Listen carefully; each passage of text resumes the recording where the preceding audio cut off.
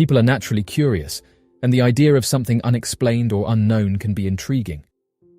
Mysterious aircrafts and encounters often involve mystery and uncertainty, which can be exciting for some individuals. The idea that we may not be alone in the universe is a fascinating and exciting prospect for many. Over the last few years, residents in Turkey have been reporting an increase in mysterious aircrafts, going on to note that they don't match aircrafts such as planes and helicopters, and on some occasions have been seen flying at incredible speeds. Various photographs and videos have been making their way online, showing what appears to be glowing orbs and silent objects in the sky sitting in the sky, with residents saying that they don't make a sound. One of these videos shows strange white orbs flying around buildings. A few moments later, there's a lightning strike, which goes on to reveal a large object sitting stationary in the sky. When this footage made its way online, it caused various people to put forward different theories to try and explain it. Some suggested that the mysterious aircraft was genuine and that the orbs could have been sent out by the larger craft, while others said that the video could be real, but that what we are seeing in the sky is just a natural phenomena that gives off the appearance that a large object is there. Skeptics also said that the footage is most likely fake and created by special effects. Interestingly, those who have researched unidentified objects have said that orbs are one of the most common phenomena that's witnessed, saying that witnesses all across the world are seeing these things, and that as of right now no one is entirely sure what they are. These glowing orbs come in a variety of different colors, ranging from blue, red, orange, yellow, pink, silver, green and black. And most people who have seen them have said that they appear to pulsate.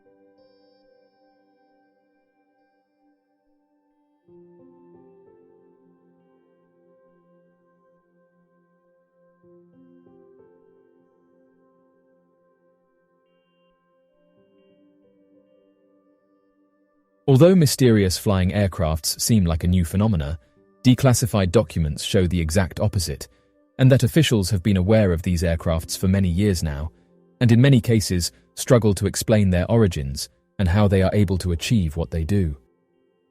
During 1952, following the end of World War II and the growing tensions between the NATO allies and the Soviet Union, it was not uncommon for simulated naval wargames to take place throughout different strategic points controlled by NATO. What was uncommon, however, were the series of reports surrounding unidentified objects, flying saucers, and encounters with what could only be described as advanced technology. Referred to as Operation Mainbrace, during the month of September back in 1952, there was roughly a 2-week period in which a series of unidentified objects were sighted by countless civilians and military personnel. According to the documents that would later be dubbed Operation Mainbrace, the mysterious sightings began on the 14th of September during a series of NATO exercises known as Exercise Mainbrace.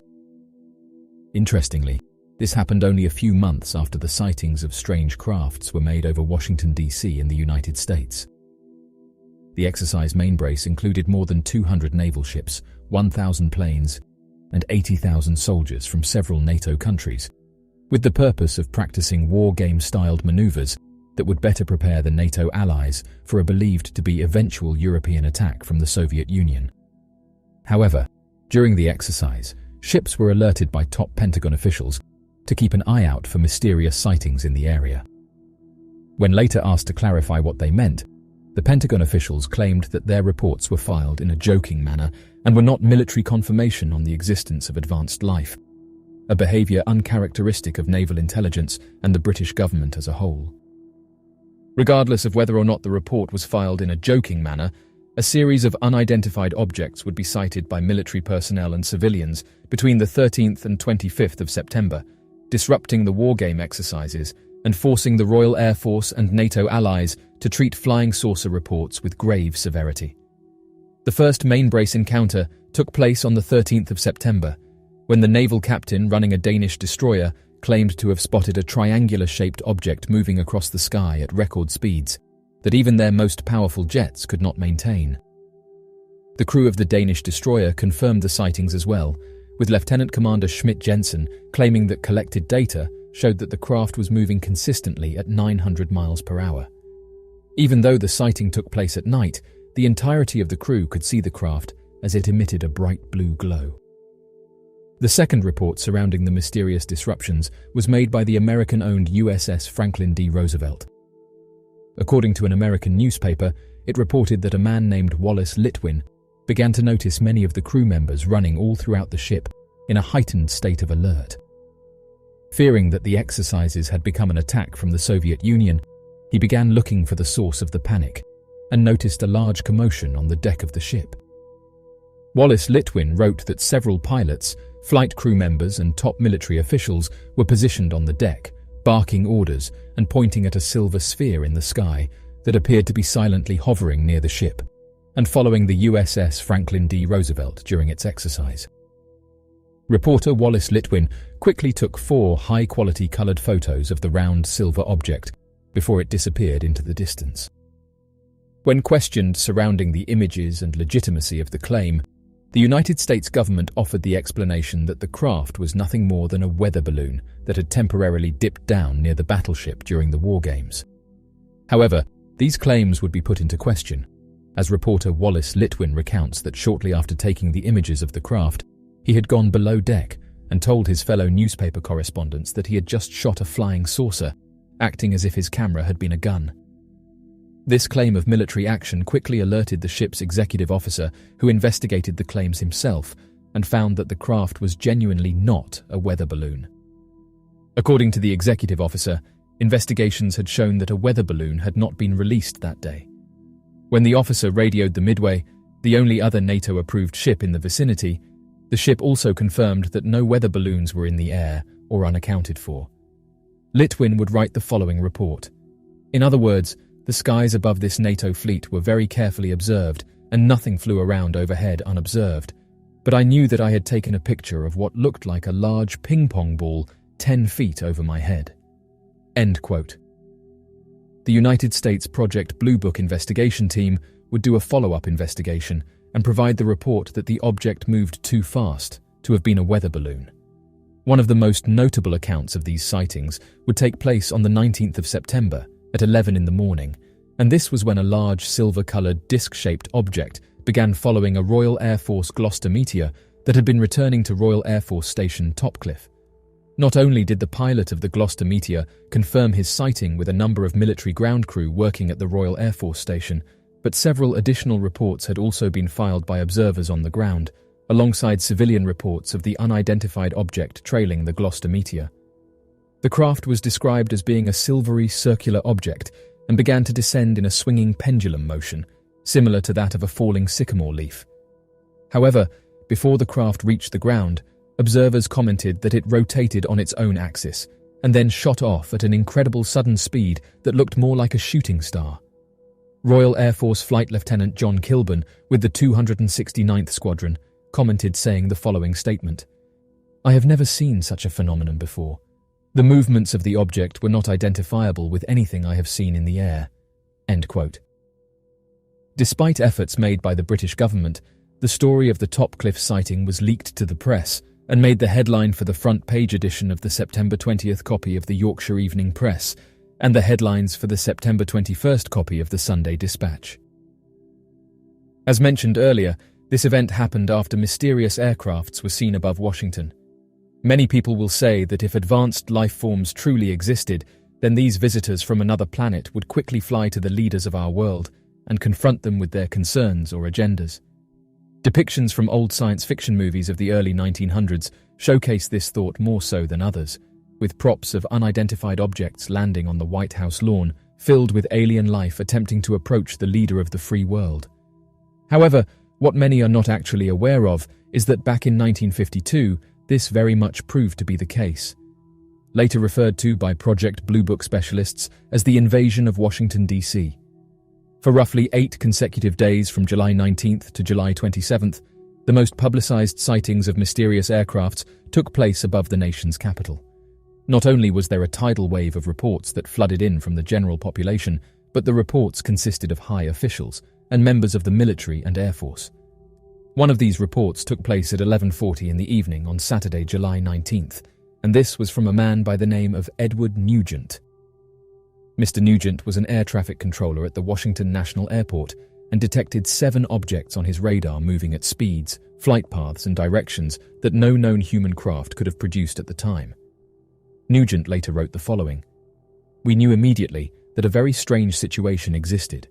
Their movements were completely radical compared to those of ordinary craft." End quote. This was merely the first report out of hundreds of sightings that took place during that time. This later caused a climax by then-President Harry Truman, who ordered the Air Force to investigate and provide an explanation for the wave of sightings and odd radar information data.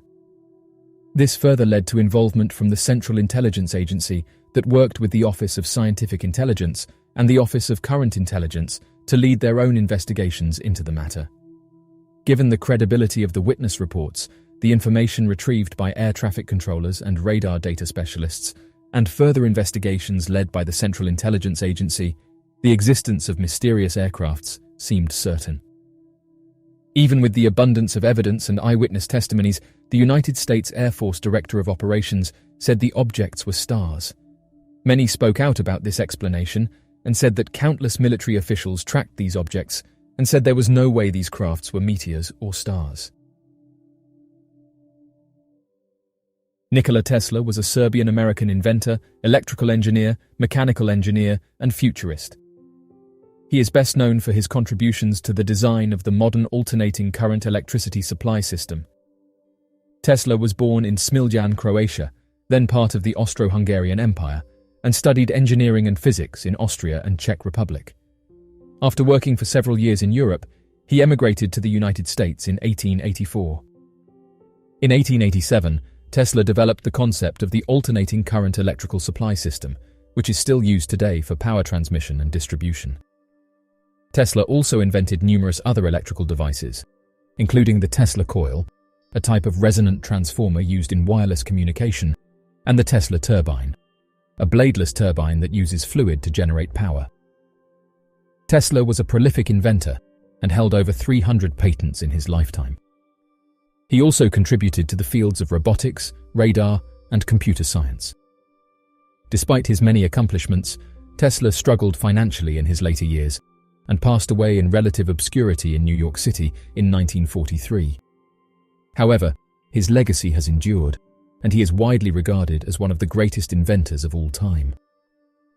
Going back a few years ago, the FBI released 64 pages of unreleased documents, and these were of particular interest because for many years theories had been floating around as to why Tesla's work was collected by the government. Many argued that the majority of Tesla's inventions would never work, so if this was the case, why then did the United States government quickly swoop in and collect his work shortly after he had passed away? Even the Central Intelligence Agency has released some interesting documents about the inventor, and again have detailed that they collected some of his work shortly after he passed away. As many have pointed out, something had obviously caught these agencies' attention, as they soon collected his work in order to comb through what he had been working on. One of their reasons for doing this was to ensure that any work of his didn't get into the wrong hands. For this reason, they decided it would be best if the documents remained in the property of the Office of Alien Property Custodian. However, this was until the documents and other pieces of Tesla's work mysteriously disappeared after the war. Interestingly, one document that was released by the Central Intelligence Agency reads as follows. He was particularly interested in high-frequency mechanical and electrical vibrations. He once claimed that, with only a pocket-sized vibrator, he could generate tremors that would split the Earth in two. Some of his experiments were fantastic, like something out of an early film version of Dr. Frankenstein's monster. He built enormous coils at his laboratory near Colorado Springs, with which he generated up to 12 million volts of electricity and hurled bolts of artificial lightning hundreds of feet through the air. End quote. Much of what he did was shrouded in mystery, and some of his experiments have never been duplicated. Some admirers claim that Tesla foresaw the so-called Star Wars program. He tried to sell the War Department on the idea of building death rays that he claimed could melt enemy warplanes at distances of hundreds of miles. Some of those papers are held even now in the archives of various United States intelligence and defense agencies, where they are studied for clues that might be useful in modern weaponry. These are some extracts from the official FBI documents that got released. On 26th and 27th of January 1943, an examination was made of the technical papers of Dr. Nikola Tesla, which after his death had been stored in the Manhattan warehouse in New York City. This examination was made for the purpose of determining if any ideas of significant value in the present United States war effort could be found among his possessions. Participating in this examination were Mr. John C. Newington, New York Office of the Alien Property Custodian, Dr. Charles of the Washington Office of Scientific Research and Development, and John G. Trump of the Office of Scientific Research and Development of Massachusetts Institute on Technology.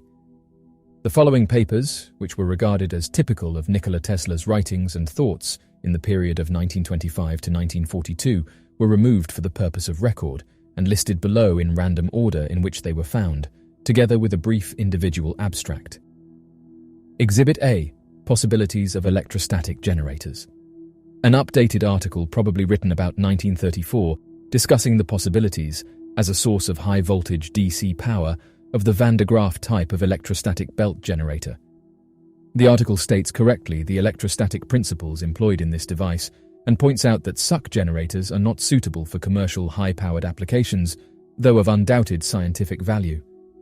Tesla's wireless tower, erected in 1902 on Long Island, is stated in this memorandum to have charged to 30 million volts. Exhibit B: Reactive force of glycerin and dynamite. An undated memorandum involving some calculation of the explosive power of certain compounds, and then deviating to a discussion of the possibility of transmitting power by mechanical vibrations along the Earth's crust. Exhibit C: Process of degasifying, refining and purifying metals. A 40-page memorandum probably written about 1930 dealing with the above subject and proposing new theories of capillarity and surface tension. These correspondence indicated that this had been submitted to various industrial companies. Exhibit D: Replying to Antorg regarding the generation of high voltage and acceleration of charged particles. This document, dated 8th of November 1935, answers questions raised by Soviet engineers and scientists regarding Tesla's proposal of Ray. From this answer, it's deduced that the proposal concerned the generation of high voltages by electrostatic means. These means consisted of a high-voltage terminal, presumably supported on an insulating column, and charged by a gaseous charge conveying medium passing between ground and terminal. The ideas contained in this memorandum are fairly similar to the bolt conveyor electrostatic generator methods proposed by Van de Graaff, and do not appear to offer any unusual features. Exhibit E: Art of telegeodynamics, or art of producing terrestrial motions at distance.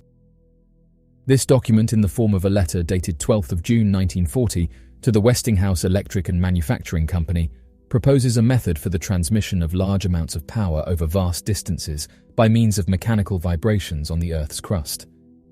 The source of power is a mechanical or electromechanical device bolted to some rocky protuberance and importing power at a resonance frequency of the Earth's crust. The proposed scheme appears to be completely visionary and unworkable. Westinghouse's reply indicates their polite rejection of this idea. Tesla said the following during an interview: "I wanted to illuminate the whole Earth. There is enough electricity to become a second sun. Light would appear around the equator as a ring around Saturn. Mankind is not ready for the great and good. In Colorado Springs, I soaked the Earth with electricity. Also, we can water other energies, such as positive mental energy. They are in the music of great composers or in the verses of great poets. In the Earth's interior, there are energies of joy, peace, and love. Their expressions are a flower that grows from the Earth, the food we get out of her, and everything that makes man's homeland. I've spent years looking for the way that this energy could influence people. The beauty and the scent of roses can be used as a medicine, and the sun rays as a food. Life has an infinite number of forms, and the duty of scientists is to find them in every form of matter. 3 things are essential in this. All that I do is search for them. I know I will not find them, but I will not give up on them. Many who worked with Nikola Tesla, along with documents that have been released in recent years, show that Tesla created or at least worked on a device known as a death ray or peace ray. It's reported that this incredible device could destroy or disable enemy targets using directed energy. What's interesting about this is that in recent years the United States Navy has come forward and said that they are now actively using this technology, saying that it has the ability to shoot targets out of the sky. In fact, the United States Navy said that they are now in possession of the most powerful laser on the planet. Some have questioned whether this technology came from Nikola Tesla. Tesla did have an interest in directed energy and particle beam technology, and he did conduct experiments related to these fields in the later years of his life. However, it's unclear whether any of these experiments ever produced a practical weapon, or whether they were simply theoretical in nature. In any case, Tesla was known more for his contributions to electrical engineering, including the development of the alternating current electrical system, wireless communication, and numerous other inventions that have had a significant impact on modern technology. In his life, Nikola Tesla had hundreds of patents and was considered a master of his time, being able to look at things with an open mind, one of these being the vibrational properties of the space around us. A famous Tesla quote is the following: "If you want to find the secrets of the universe, think in terms of energy, frequency, and vibration." He understood how physical vibrations worked and the effects they had on the human body, both good and bad. Tesla was the man responsible for helping his friend Mark Twain beat his constipation. Vibrational therapy is something that modern scientists have found interesting, with one recent study showing researchers that wounds exposed to vibration 5 times a week for 30 minutes healed more quickly than normal wounds, with the scientists saying that wounds exposed to vibration formed more granulation tissue, a type of tissue important early in the wound healing process. Nikola Tesla penned an open letter to talk about the process, saying the following: "During the past few weeks, I have received so many letters concerning the same subject that it was entirely beyond my power to answer all of them individually. In view of this, I hope that I shall be excused for the delay, which I must regret, in acknowledging the receipt, and also for addressing this general communication in answer to all inquiries. The many pressing demands which have been made upon me in consequence of exaggerated statements of the journals have painfully impressed me with the fact that there are a great many sufferers, and furthermore that nothing finds a more powerful echo than a promise held out to improve the condition of the unfortunate ones. The members of the medical fraternity are naturally more deeply interested in the task of relieving the suffering from their pain, and, as might be expected, a great many communications have been addressed to me by physicians. To these chiefly, this brief statement of the actual facts is addressed. Some journals have confounded the physiological effects of electrical oscillations with those of mechanical vibrations, this being probably due to the circumstance that a few years ago I brought to the attention of the scientific men some novel methods and apparatus for the production of electrical oscillations, which I learn are now largely used in some modification or other in electrotherapeutic treatment and otherwise. To dispel this idea, I wish to state that the effects of purely mechanical vibrations, which I have more recently observed, have nothing to do with the former. Mechanical vibrations have often been employed locally with pronounced results in the treatment of diseases, but it seems that the effects I refer to have either not been noted at all, or if so, only to a small degree, evidently because of the insufficiency of the means which have eventually been employed in the investigations. While experimenting with a novel contrivance, constituting in its simplest form a vibrating mechanical system, in which from the nature of the construction the applied force is always in resonance with the natural period, I frequently exposed my body to continued mechanical vibrations. As the elastic force can be made as large as desired, and the applied force used be very small, great weights, 6 persons for instance, may be vibrated with great rapidity by a comparatively small apparatus. I observed that such intense mechanical vibrations produce remarkable physiological effects. They powerfully affect the condition of the stomach, undoubtedly promoting the process of digestion and relieving the feeling of distress, often experienced in consequence of the imperfect function of the organs concerned in the process. They have a strong influence upon the liver, causing it to discharge freely, similarly to an application of a cathartic. They also seem to affect the glandular system, notably in the limbs, also the kidneys and bladder, and more or less influence the whole body. When applied for a longer period, they produce a feeling of immense fatigue, so that a profound sleep is induced. The excessive tiring of the body is generally accompanied by nervous relaxation, but there seems to be a specific action on the nerves. These observations, though incomplete, are, in my own limited judgment, nevertheless positive and unmistakable.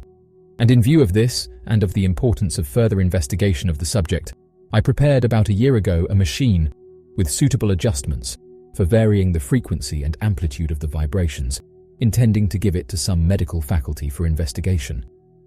This machine, together with other apparatus, was unfortunately destroyed by fire a year ago, but will be reconstructed as soon as possible. End quote. So, what do you make of these incredible Nikola Tesla discoveries? Be sure to leave your questions and answers in the comment section below and help us to grow this community while working to solve these unexplained mysteries. Thank you for watching, and don't forget to subscribe for more videos.